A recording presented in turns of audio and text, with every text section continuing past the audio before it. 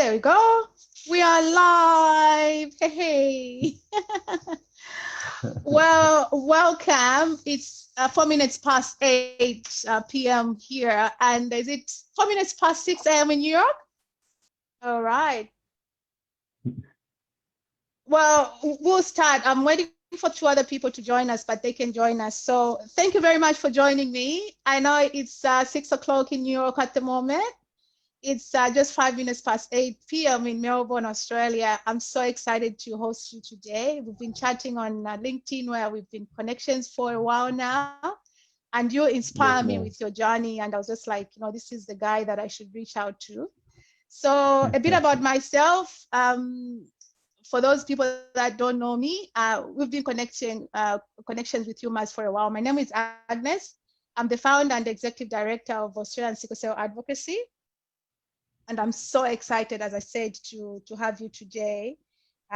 So these sessions, we are having these sessions because of the COVID-19, and we had to be creative to have something that we can do in terms of reaching out to people affected by sickle cell in Australia, but not only Australia, but worldwide. To be honest, at this point, I want to reach everybody who's affected by sickle cell. So before we start, I'd just like to mention to all our viewers in Australia, this is something that I have to do.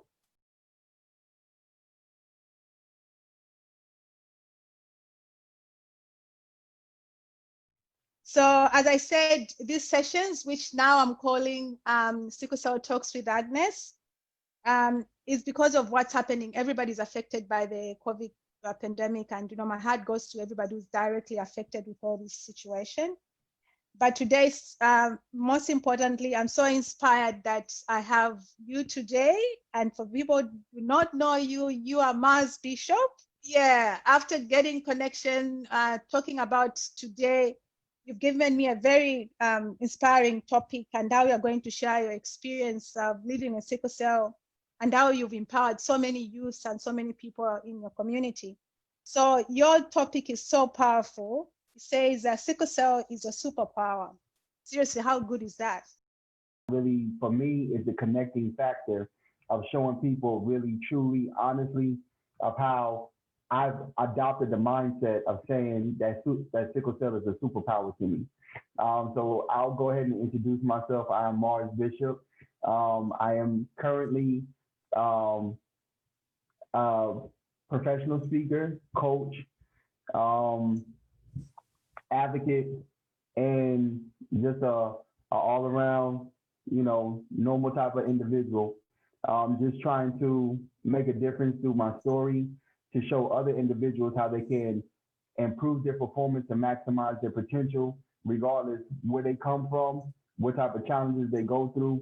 I don't look at limitations. I don't look at anything as being able to stop me, because as long as I have a mindset that's functioning, I'm able to do whatever I want to do, and I can overcome any type of challenge that's put in front of me, as long as I focus on the solution and not the problem. Yeah, that's good. So do you want to tell me a little bit about your journey? Like, how old were you when you were diagnosed with sickle cell? Just how did you know growing up? How did you know that you had sickle cell? Well, that right there, my journey has been a crazy one. At the age of 5 years old, my mother, she had to go into the military because she was in a domestic violence situation with my father and in their marriage. So they didn't know at the time when I was born. I was born in 1976, so they didn't have the tests the way that they have them now. Yeah. And when she went into the military, there was a time when I woke up in agonizing pain, and she didn't understand what was going on. So she took me directly to the hospital. And when we got to the hospital, they told her, after running the tests and doing the exams, they came to her and they said, "Ma'am, I don't know how to tell you, but your son has sickle cell anemia." She didn't even know she was a trait carrier. She didn't know what sickle cell was. So I had to have an emergency transfusion at that point in time. And at that point, that's when she found out that I had sickle cell anemia. So it was about 5 years old. So, and that's way late to find out that anyone has sickle cell.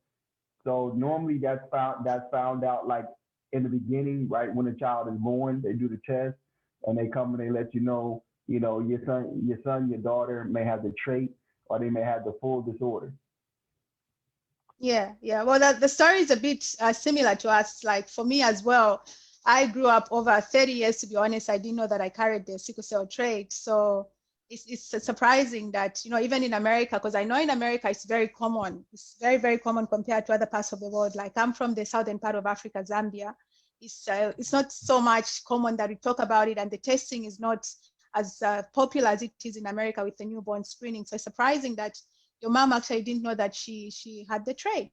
So are you the only one in the family who has the sickle cell? Do you have siblings who have sickle cell disease? No, ma'am, I'm the only one on both sides. On my father's side and on my mother's side, I'm the only one that has sickle cell. My older sister, she has the trait, but she doesn't go through half the challenges that I've gone Okay. Well, so I didn't manage to open my presentation. I'll do that at the end. So I need you to tell me more about your superpower. So just how did this start? So you got organized through. about 5 years old, yeah? And then what happened throughout in life? Do you remember when you had your first crisis when you had 5, or when did you start noticing that there was something different or something wrong? Well, my first crisis that I can remember was around probably around 7, 8 years old. I used to get really bad migraines, and that was the cause of everything.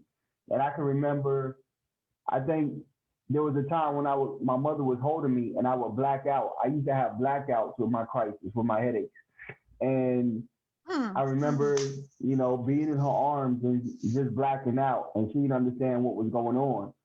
So those are like some of the first challenges that I can remember.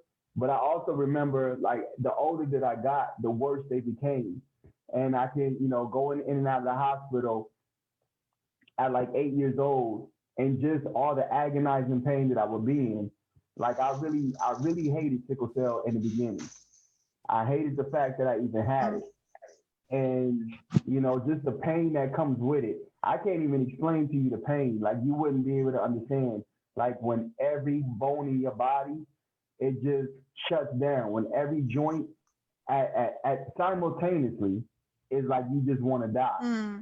And, you know, I just can remember just screaming to the top of my lungs and, you know, just letting my mother know. Now, my mother was strong and she's still strong to this day.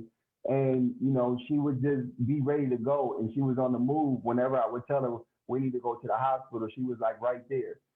So I remember going to the hospitals and just being in the hospitals. And I can always ask her, like, Mommy, why is this happening to me? Why am I going through this? You know, and she could never give me an answer. And she was, you know, just told me that you're special. Just remember that you're special. And I was like, okay, well, I don't feel special.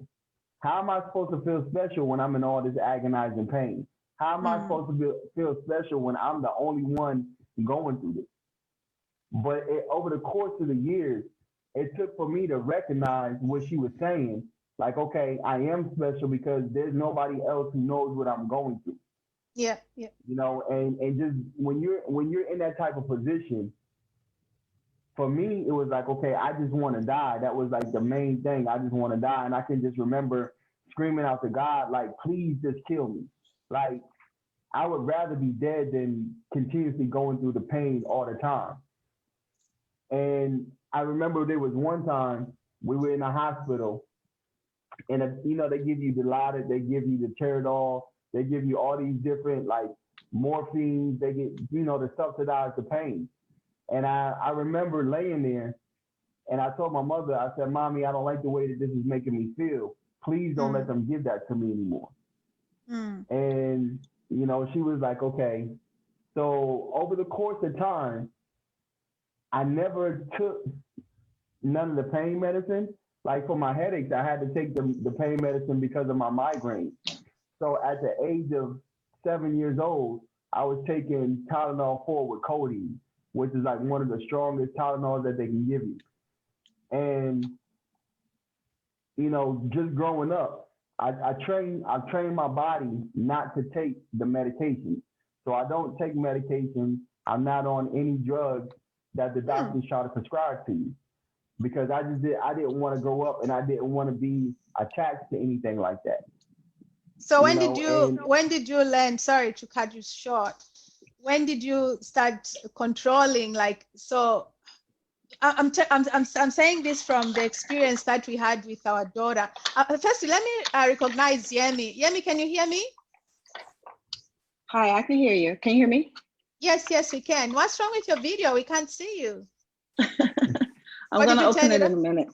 All right. Well, thanks for joining us. So Thank you so much. Yemi, Moses, and Marz Bishop, you're both in the same town, so hopefully you guys can catch up. Yeah, so I was saying, I just need to understand, Marz, like when our daughter was growing up, I mean, as a mom, I don't know whether I would decide for her not to, I don't know, up to some point, because she was so young anyway, because maybe she started growing up about 9, maybe 8, she would tell us how she felt. So at what point do you think you are able to, is it being able to control your body, or is it just to sort of and not think about it? So at what point did you start, or did you stop, taking medication?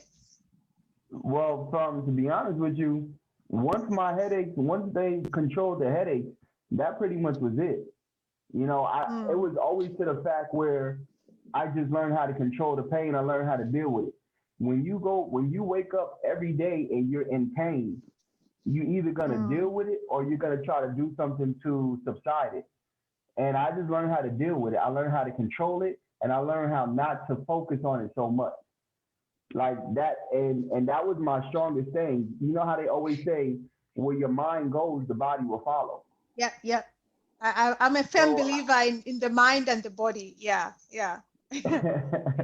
So Yeah. I never let my mind ever believe that I was sick. And that's why I don't call it sickle cell, because I'm not sick. I do call it super cells because I'm powerful. And I believe that your words have power. So whatever you speak over your life is the way that you can transform your life to be.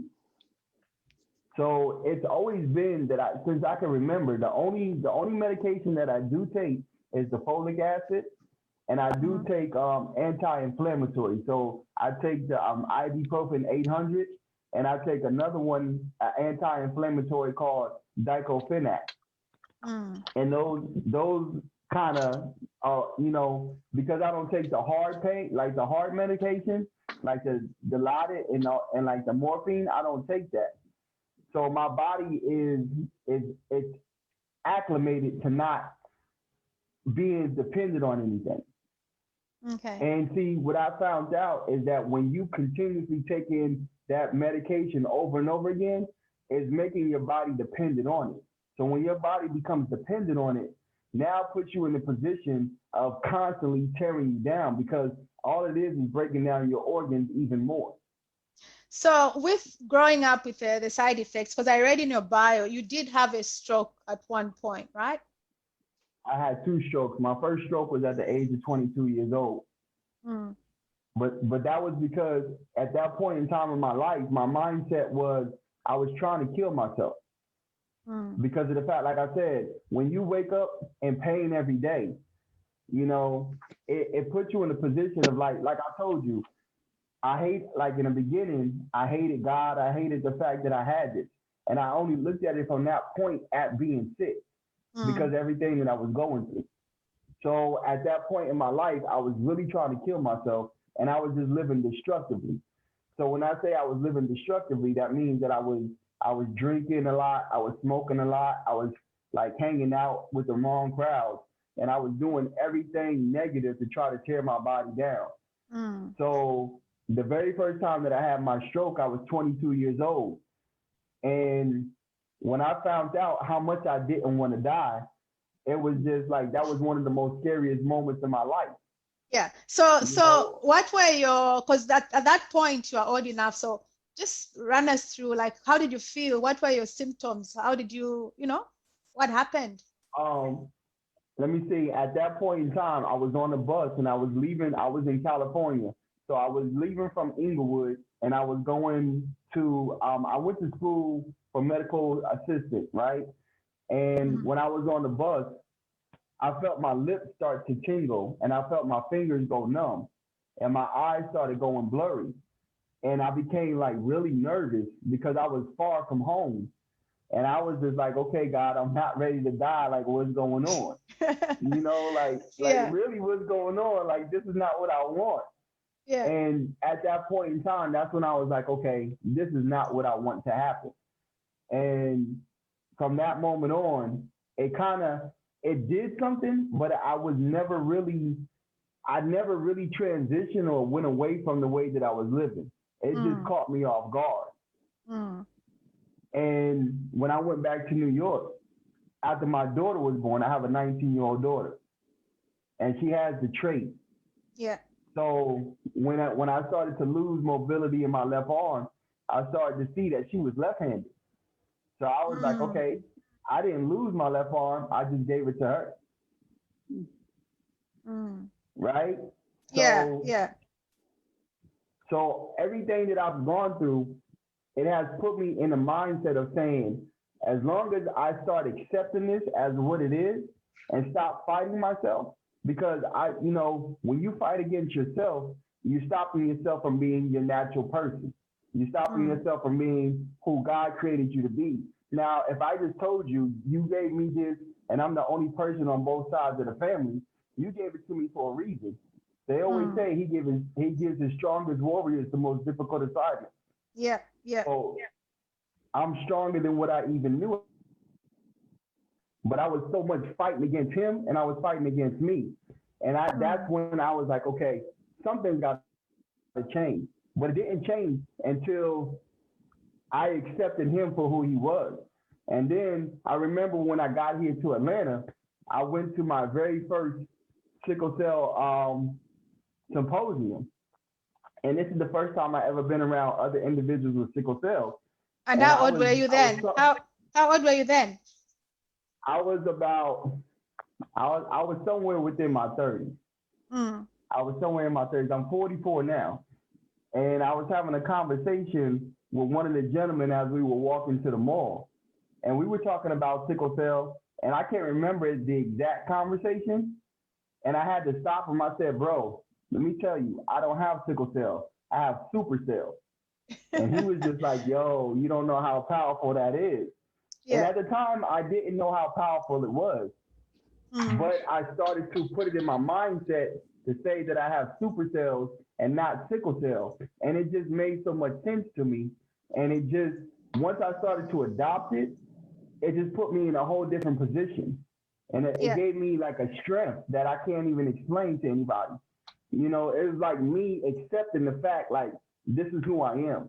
And once I accepted who I was, it just made it just made a difference within my life. Yeah. And then once I started opening up and talking about the challenges that I've gone through, it just took me on this journey that has been phenomenal up to this point. Okay. Well, interesting. So I've got another participant join us. Yemi, so here's Marz. Anything you want to sort of share quickly? We're live on Facebook, by the way, if you are happy to just share a little bit about the similarities that you may think you have with Marz. First of all, good morning, good evening. How are you guys? Good, good. Sorry I had to wake you up so early, 6 a.m. in New York. No problem. Marz, it's really good hearing your story. I was also born with sickle cell. And my parents had 7 children in all, and 4 of us were born with sickle cell. And I suffered a stroke at the age of 12. And so I kind of know that experience. I just wanted to ask you, how did they end up controlling your headaches? Because that's an issue that I am currently having. What did they use? At the time when I did have bad headaches, they gave me Tylenol 4 with codeine. Okay, Tylenol 4. Okay, because of course, like you said, over years, I'm currently on hydroxyurea. I've been taking hydroxyurea for the last 26 years. And that was as a result of me having my stroke. Initially, when I had my stroke, they put me on blood trends, and then my blood antibodies. And so they had to find an alternative. And at the time, they were trialing hydroxyurea for the use in sickle cell patients. So I started that trial, and it's been effective for the last 26 years. But I feel the way you're speaking. You know, I know over all this time, my body has gotten so used to these medications. And I want to wean myself off as much as possible without affecting myself in a negative way. Um, but as a result of taking all these medicines, like you mentioned, it has done damage to my organs. So I think my migraines really started about 6 months ago, and I started taking Excedrin. Um, and when I went into the hospital a couple of weeks ago, they let me know that my kidney function was a little lower, which is also, it's always been a problem because as a result of having crises and being on those strong medications, morphine, et cetera, you know, those do damage to your organs, to your kidney. So I'm going through a stage now where I want to wean myself off. You know, sickle cell also for me has been something where I said, okay, I'm going to take power over this. I'm not going to be a victim of it. It's not going to be the cause of my demise. And I told my mother that from childhood. I told my mother that sickle cell will not kill me, you know, and I didn't have any knowledge of faith. I didn't have any knowledge of decreeing something over my life, but I know at the age of around 12, 13, I let my mother know this is not going to take me out. And so that's been the words that I use over. And as a result of using those words, now I'm to the point where I'm like, okay, what else can I do? What else is another way, or what are the alternatives for me to live a long and healthy life as a sickle cell patient? And I say that in air quotes because I'm not giving it the right over me. I'm not giving, you know, I'm not giving it the right over my life. So, but I do realize that it is a condition, and I need to pay attention to it, and I need to make sure I treat myself accordingly. So yeah, I'm going through that phase now where I'm trying to take herbs or take, you know, natural remedies, or you know, address issues that have been caused as a result of my sickle cell,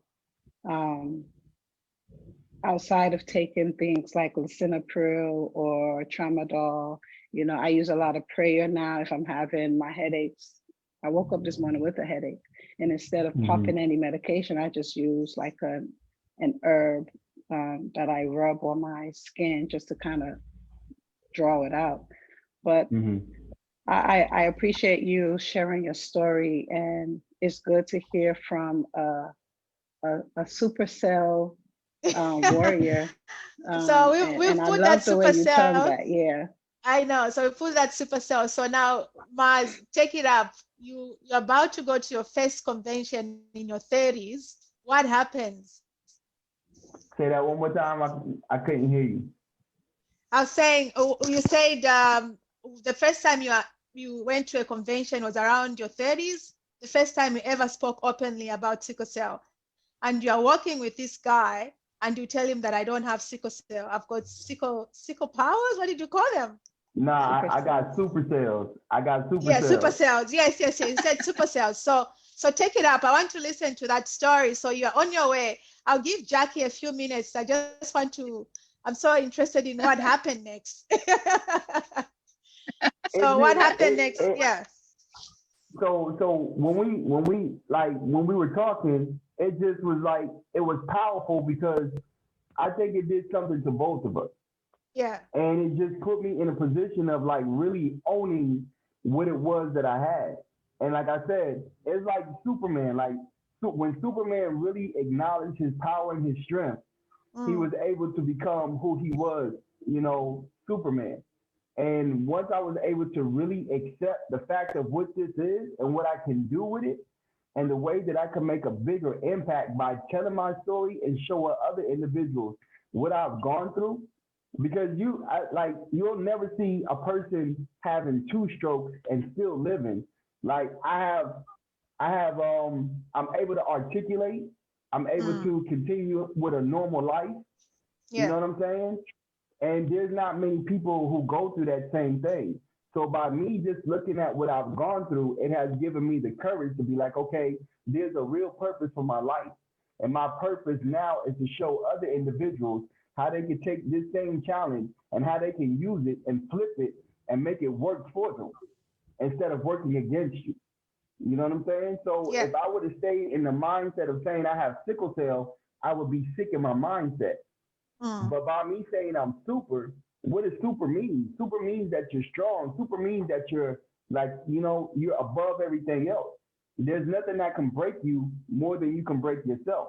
Yeah. And as Jimmy said, by her taking those narcotics, once I really found out what those at the age of 8 years old, I knew what it was. I knew I didn't want to feel like that.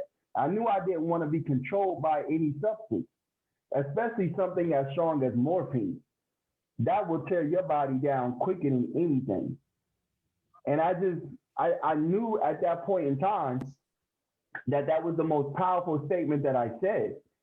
And when I really started speaking openly, and I go into schools and I go into colleges, and I can relate my story to showing them how they can improve their performance by accepting the challenge that you go through. And you can maximize your potential by saying, this will not overcome me. This will not take me, right? So that put me in the mindset of saying, that's what I'm going to run with. I'm going to run with the fact of having super cells, and there's nothing that can stop me more than I stop myself. And if I can show other individuals how to become super, I can give them that same strength. I can give them that same encouragement. I can give them that same empowerment that they need to fight it. Yeah. So we're all in this together. We're all fighting this together. And one thing, the most important thing that I learned, Agnes, was that I'm the expert. When I go into the hospital, you're asking me what's the level of pain that I'm at. Yeah, exactly. Right? So that means that you can't even tell me what I'm going through. And if I don't convey to you what I'm experiencing, then you don't know. So I'm the expert. I own the rights to my own story. I own the rights to my pain, right? So I'm not going to go in there and act like I'm sick when I'm not sick. Yeah. And then one thing that I don't do is I don't do blood transfusions. Like if God didn't give it to me when he first came to me, then you're not going to put it in my body because it's foreign. And if it didn't come when you put it, when I was born, we're not doing that. That's why I didn't do a bone marrow, because the doctor told my mother when we was about 15, and this was in the trial stages, he said, ma'am, if your son doesn't have a bone marrow transplant, he's not going to live. And I'm like, you hear me? I told my mother, I said, Ma, we just going to rock this till the wheels fall. If God takes me, he takes me. It is what it is, but you won't put nothing in my body that doesn't belong in. So I don't do blood transfusions unless I need to, right? Because once you continuously do it, then you get the iron overload. Yeah, it's got advantages and disadvantages, unfortunately. So I'll just bring in Jackie for a bit, because Jackie's joining us within Australia. You are in Queensland, are you? I am, yes, and I'm sorry to be joining late, but I had a bit of technical difficulties. But anyway, I'm here now, and I'm very happy to be listening to all of you. And I want to thank you, Aggie, for putting this all together. No, thank you. Thank you for joining us. Connecting. Yeah, thank you for joining us. And so we've got Marz in New York. Yemi is also in New York. And there you are. I'm so glad you joined, because I thought you were not going to manage today. So quickly, how do you tie all this in? Because you are affected as well. Do you want to tell us a little bit about your story too? Yes. Okay, well, I'm now 62 years of age, so I'm very happy that I've reached my 6th decade, because, you know, the prognosis was not very good, as most sickle cell sufferers know. And I was diagnosed very early when I was 15 months. And initially they thought that it was leukemia, but then they found out that it was the sickle cell. And that was in a pre-internet era. So there wasn't a lot of knowledge. There wasn't a lot of information. You know, like today you can click a button on Google, you get everything. So it was quite a long process of having to learn how to deal with it. I had a terrible pain crisis as a child, and a lot of complications. And I was very interested to hear the other lady, I didn't get her name, that she is now also having kidney problems. Yeah, because I'm at that same stage now where I've also got renal failure at this late stage. I'm also on hydroxyurea, which I have found very helpful.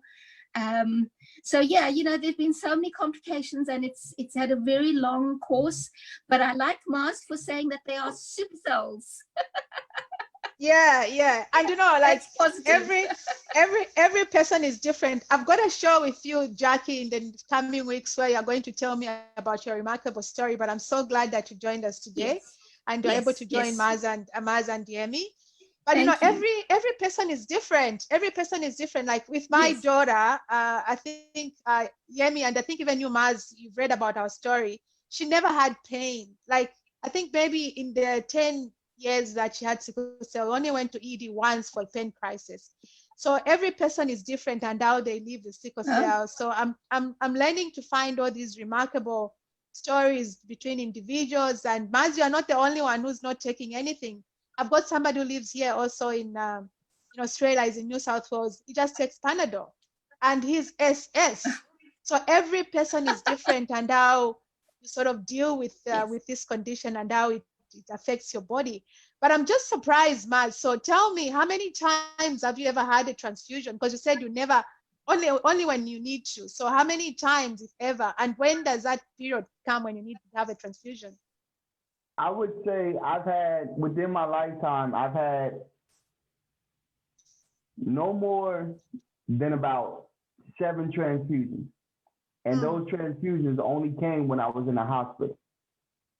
Yeah. And it was when they removed my appendix and they moved my gallbladder, that, you know, they had to make sure that my blood level was up to a certain level. So that way I would be able to sustain through the operation. But like on just a regular average of saying, you know, having, like my doctors, I'll tell you a quick story. I went into the ER one time because I was having some pain within my leg, and I know my body. So I know when my levels are low, and I know when my levels, I need to check on them. And if my level goes between like a 6, my body operates between about a 7 to 8 with the red blood cells. And I went into the hospital, and they couldn't understand why I didn't have pain. And the first thing they like to do is they like to give you the drugs and say, "Oh, are you experiencing pain?" And I was like, "No." I said, "All I need is, I just need my blood. Just give me my blood, and I'll be out your way." You know? Yeah. And they were like, "Well, how do you have sickle cell, but you don't have no pain?" I said, "Lady, let me tell you something. I don't have sickle cell. First off, I have super cells." Yep. And like they couldn't understand what I was saying. So I have my hematologist, he would always want to transfuse me. And I would tell him, like, look, I don't need a transfusion, right? So the hematologist that I have now, he found a way where a blood transfusion, all it's going to do is up your iron, right? So they have it to where you can get an iron infusion. Remember that, Yemi. Remember that, Jackie. You don't always need a blood transfusion. Always check your iron level. If your iron level is low, they have iron infusion. You can get an iron infusion versus getting a blood transfusion. So that's what my doctor does now. My hematologist now, he'll make sure that my iron levels, if they're like at a 12, if they're below a 12, he'll give me an iron infusion, which is just as good as a blood transfusion. And I'm not in there all day. And it takes about an hour. I get that, and I'm out the way. So can you explain the advantages and disadvantages of that? So I'm sure some people are going to be confused. So why the iron infusion only and not full blood? I'm sorry, breaking up. Was I breaking up? The blood transfusion, those are good if your blood levels are like low, like if they operate, but like I said, my blood level is about, if it goes under a 6, then I'll do a blood transfusion just to bring it back up. But if my blood level is good and my iron level is low, then I know I just need an iron infusion. Okay. Because that's all the blood transfusion is doing. It's just increasing your iron. And that's why there's so many people who have iron overload, because when you're getting blood, you're thinking that it's helping you, but your blood level is where it's supposed to be. And now all they're doing is increasing the iron. And now it's just like if your iron is too much, it's going to put your body in shock. So you have to know where your iron levels are versus your red blood level. Okay. Does that make sense? Yeah, I think it does. Does that make sense, Yemi and Jackie? Did you get the explanation? I heard some of it. For me, it's more the hemoglobin level. When that drops, that's when I need a transfusion. And then they give me iron medication to keep the iron down. So that's what it is for me, is the HB level more than anything else. If it gets to about 7, that's when they transfuse me. So, recently I've been having a lot of transfusions. And the hemoglobin level, that's nothing but your red blood cells. They're trying to control the red blood cells, which is the hemoglobin. Are we there? Yes, Jackie, we are still here. We can hear you.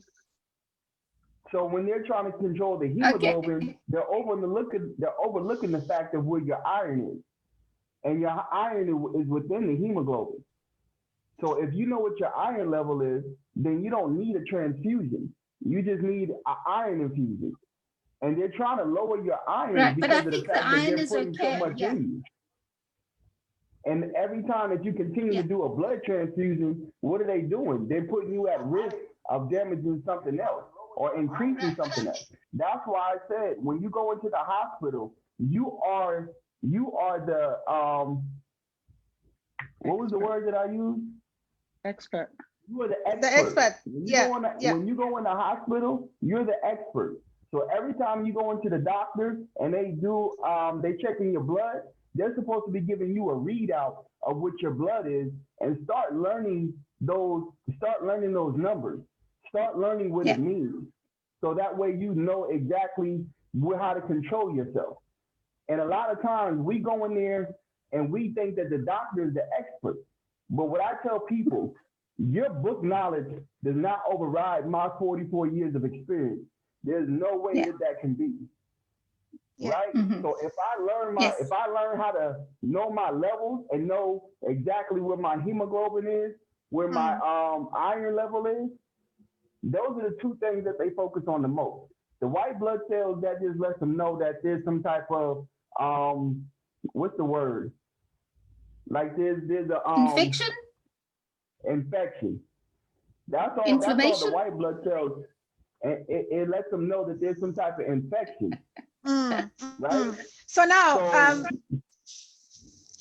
tell me, when did you start? Because I know you're a motivational speaker. When did that come about? How did it come about? When did you start? When did I start speaking? Yeah.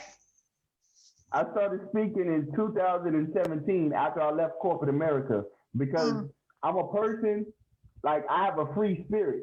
And if you try to put me in a box, I'm not going to do it. I'm like a possum. If you put me in a box, all I'm going to do is fight to get out. Yeah. So I had a person who spoke over my life, and she could see something in me. And she was like, yo, you're supposed to be out there sharing your story. You're supposed to be out there empowering, encouraging other individuals. So once I really started to truly believe that, and I left corporate America, my life changed and it went in a completely different direction. And it has shown me, you know how many people out here don't even know what sickle cell is? and within the Black community and within, you know, like they don't even understand what it is. And they don't know that if you have the trait that you can continue going on, you know, you can continue spreading it. So I bring awareness to everything that I speak to.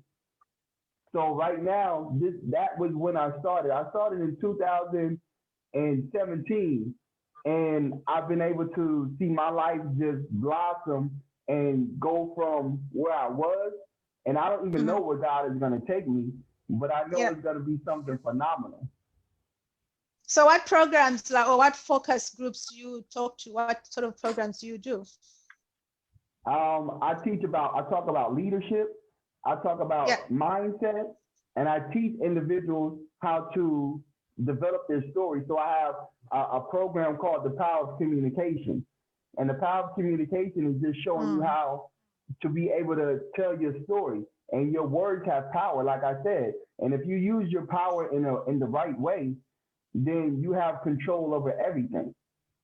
So I show individuals about how to become the best version of themselves, because it's outside of sickle cell, people are really sick. Like, and they don't even understand it. So what I'll do is I'll show everybody how they have sickle cell, and I'll tell them when the red blood cell comes out, it starts as a whole circle. But when it goes through life, when it goes through its life, it starts to break down, and that's how it becomes sickle. So I tell people when they're going through their challenges of life, you might come out whole, you might start out going through it, but when you go through a challenge, you start to break down. And when you break down, just like when my blood breaks down and it goes through the vessels and it gets coagulated and it starts to be clumped up in one area, then I have a sickle cell crisis. And then when I have a sickle cell crisis, I'm in pain. So when a person is going through their challenges of life and they don't really know how to maneuver through them, then that's when they go into a crisis. And I tell people, because of sickle cell, I know how to endure pain. And you don't know how to endure the pain, so therefore you end up breaking down. You end up going through wanting to quit. You end up wanting to give up life. But because sickle cell has prepared me for what I do, I'm stronger than anybody would ever know. I'm stronger than what I even know. But the word, so you do have pain crisis here and there. You do have the, I wake up in the pain experience. every day. Yeah. I wake up in pain every day. But the fact of, I don't worry about it. I don't sit there and I don't just say, oh God, I'm in pain. I get up every day, Agnes, at 4 o'clock in the morning. Every day I wake up, I have coffee and conversation, which means that I have a conversation with God while I'm reading my Bible. Then after that, I do a 3.5 mile walk every day. There's not a person that you know with sickle cell anemia that's walking 3.5 miles every day. Every day. So I'm strengthening my So body. we had whilst I'm questioning, we had a question on Facebook. There's a question that says, do you use any meditation techniques to overcome pain or anything? Yeah. So what do you do? Oil. Cannabis oil. Hands down. That's all I do. Cannabis oil. I don't put no narcotics in my body. I take cannabis oil. And I learned how to manage my pain through that. Okay. So, and that's the only thing that people, once you start to know your body and once you start to know the effects of what helps you, and like Yemi, I just want to tell Yemi and Jackie, if you acquire a holistic type of healing for yourself, you start eating right, I drink water like a fish. So I was having a conversation with my daughter yesterday, and I was telling her, I drink so much water that if my body doesn't get the water that it needs, I know when I'm can go into pain crisis. But that water helps everything. It's like you're like a fish out of water. Always remember that. If a fish doesn't get water, what does it do? It starts to flop around, right? Yeah. So the more water that you drink, the more that you're helping those cells go through the vessel. So the water helps you more than you even know. So we have another question on. Go ahead. Sorry, we have another question on Facebook. They're asking about the 2 strokes. So how did you rehabilitate after that? I'm still rehabilitating. I read every day. But I read every day. By me talking, by me speaking, that helps my articulation. I walk 3.5 miles, so I'm rehabilitating my body. I go to the gym. I work out my left arm. I work it out because I put in my mindset, I'm going to get some type of mobility back in my arm.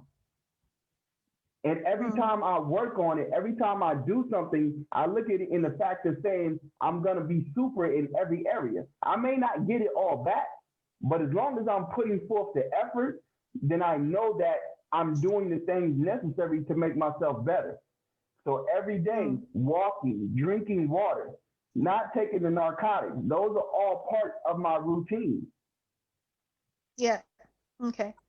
Well, we have about 8 minutes and we're about to finish. There's something very important that I wanted to say. And because I could not share my screen before, I'll try and see if I could. Oh, there we are.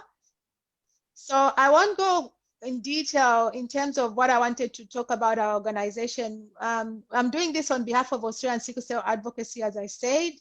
I'll just quickly say we there's in Melbourne with chapters across Australia. I also want to acknowledge our board members. We are managed by a board of directors and we have executive teams around Australia. And our mission and our values, mission mostly is really just to support people who have sickle cell disease in Australia and beyond.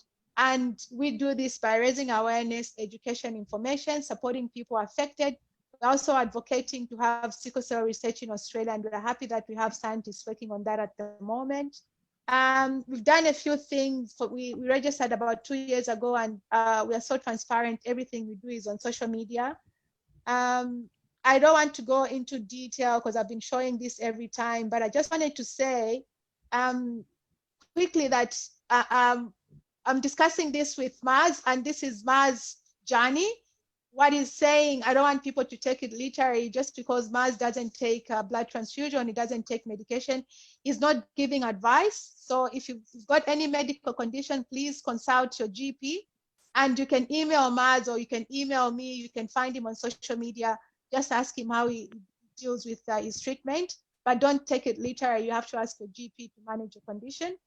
If you don't have your GP, we can help you. You can get in touch with us. We can find you a GP in your area, anywhere around the world. We can ask our partners around the world. So that's most important, that this is Marz's journey, Yemi's and Jackie's, and my journey. But if you've got anything that you are going through at the moment or anytime in the future, make sure that you consult your GP. That was very important for me to share. So yeah, I'll see if I've got any other questions.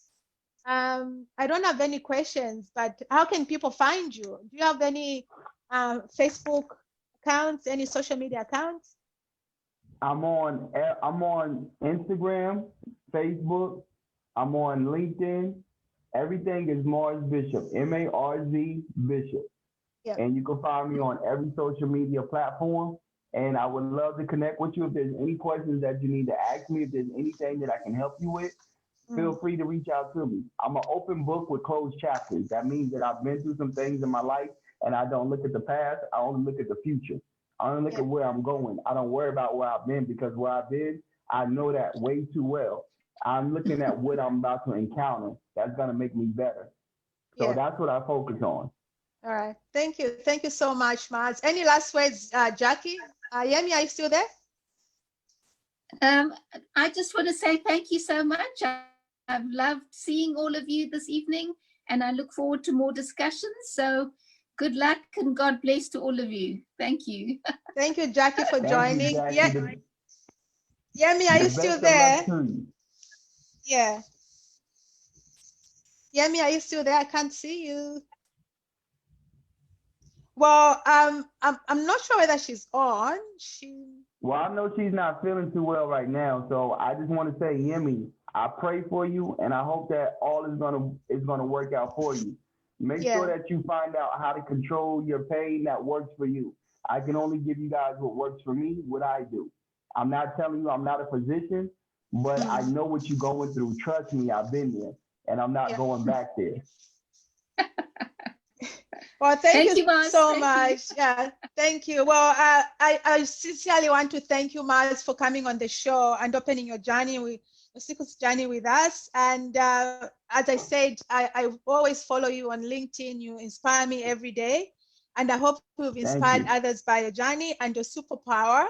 So, you know, with your journey, as I said, I think you mentioned something that really is as very special to me, the way I look at every condition. It doesn't have to be sickle cell. I think the mind and your body have to be, you know, together to work in sync. So it doesn't have to be sickle cell. When you're going through something, I think it's important to acknowledge, to make sure that your mind is really accepting what you're going on and how you can plan that going ahead. So that's something that you dwelled on that I really wanted to say. So you said you have to look you look within and use your potential. So that's really what you're doing. And I've been following you, as I said, on social media. So thank you for joining us tonight. You can join us again on this Facebook. We've got different chapters, Facebook pages, but you can also follow me on Sickle Cell Talks with Agnes. If you've got any questions, you can email us or send us a message on Facebook, or you can send us an email to info@scdtalk.com. And look out for more sessions. We'll be doing this often until we figure out what's happening around the world in terms of the COVID pandemic. So I have another young man coming on next week, and I'll just quickly show this. Another phenomenal guy who's coming on. His name is, oh, there we are. There we are. So Ismail Kando, he's in Canada. He's joining us next week at 10 p.m. Specifically, you have to know that it's 10 p.m. because he doesn't want to wake up at 6 o'clock like you, Marz. So he's going to wake up at 8 o'clock Canadian time, which is 10 p.m. our time, to 11 p.m. next week. So look out for that next week, Thursday. And we've got another show with a hematologist, a professor, on Friday next week. So that's pretty much really. As I said, you can follow me on our Facebook page, Sickle Cell Talks with Agnes. You can follow me on Twitter and Instagram at sicklecell_talks. And lastly, we are planning a very important event in our calendar. We have the World Sickle Cell Awareness Day on the 19th of June.